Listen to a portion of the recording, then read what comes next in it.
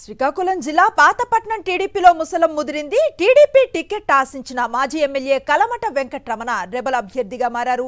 పాతపట్నం నియోజకవర్గం నుంచి ఇండిపెండెంట్ గా పోటీ చేస్తానని ఆయన చెప్పారు. పాతపట్నంలో తన అనుచరులు కార్యకర్తలతో సమావేశం నిర్వహించారు కలమట వెంకటరమణ. కాపు నేతలకు చంద్రబాబు అన్యాయం చేస్తున్నారని ఆయన మండిపడ్డారు. ప్రజాబలం ఉన్న నాయకుడికి కాకుండా డబ్బులు పెట్టి కొనుక్కున్న ఒక 420కి చంద్రబాబు టికెట్ ఇచ్చారని ధ్వజమెత్తారు.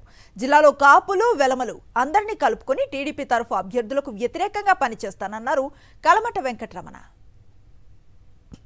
తూర్పు కాపుల నియోజకవర్గం శ్రీకాకుళం పార్లమెంటు పరిధిలో ఉన్న ఏకైక నియోజకవర్గం ఈవేళ పాతపట్నం నియోజకవర్గంలో కలమట వెంకటరమణకి టికెట్ ఇవ్వు. మేమంత చవకలా కనబడుతున్నామా? మా సత్తా చూపించాలా? శ్రీకాకుళం జిల్లా నాయకులకు మాత్రం నా హెచ్చరికది. ఈవేళ ఆమదాల వలసలో బూర్జి మండలంలో ఉన్న నా కాపు సోదరులు ఉన్నారు.